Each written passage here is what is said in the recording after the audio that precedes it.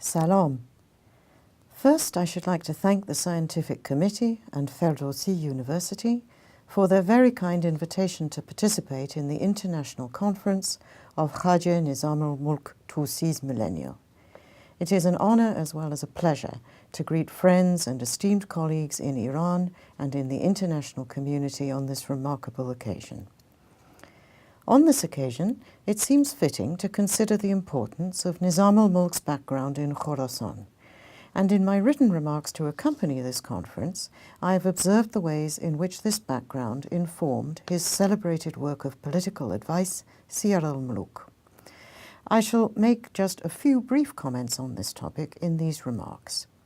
As is well known, Nizam al-Mulk not only hailed from طوس and belonged to a family with long roots in Khorasan, but also began his career in the service of the Ghaznavids, after which he joined the service of the Seljuk Alp Arslan and soon directed the administration of the entirety of Khorasan. When, in about 455, he accompanied Alp Arslan to western Iran and took up residence in Isfahan, he brought with him several aspects of his Khorasanian background.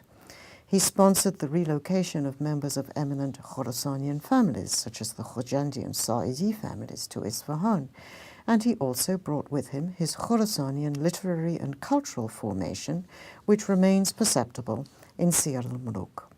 In his debt to the literary and intellectual culture of Khorasan, Nizam al-Mulk resembled the authors of the two other leading works of political advice composed in Persian in the same period, namely the Siyarid Amir Unsur al-Ma'ali Keykavus, author of the Andarzname or Qabusname, and Abu Hamid Ghazali, also from طوس and author of Nasihat al-Muluk. All three of these authors had spent formative periods of their lives in Khorasan, and they retained close ties with the eastern regions. Among the most immediately apparent ways in which Siyar al-Muluk reflects a Khorasanian background is in the language in which its author composed it, namely Persian. It was in Khorasan and Transoxiana that Persian first appeared and flourished as a literary language.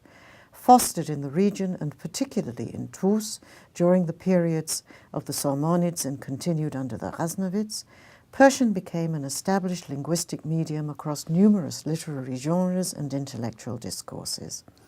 At the same time, in the western regions of Iran, under the Buyids, Persian speakers continued to maintain high standards of literary expression in Arabic, which language exclusively they continued to use for all literary purposes. The advent of the Seljuk era brought the use of Persian, already well established in the eastern regions, to the formerly Buyid domains of Iraq and western Iran, and Nizam al-Mulk contributed to this process of literary and linguistic diffusion.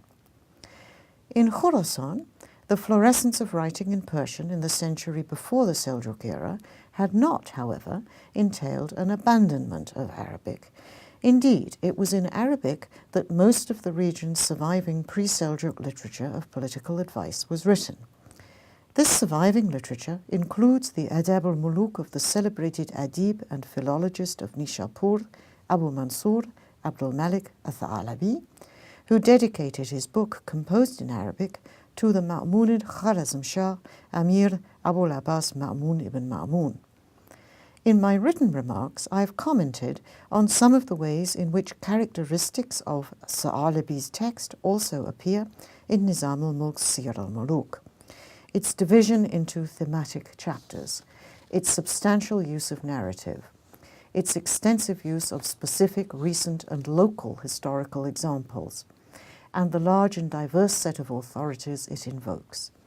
These examples of some of the similarities between Adab al-Muluk and Siyar al-Muluk suggest, I propose, the currency of a Khorasanian literary culture that drew extensively on the recent and regional past and produced a strikingly inclusive genre of political advice.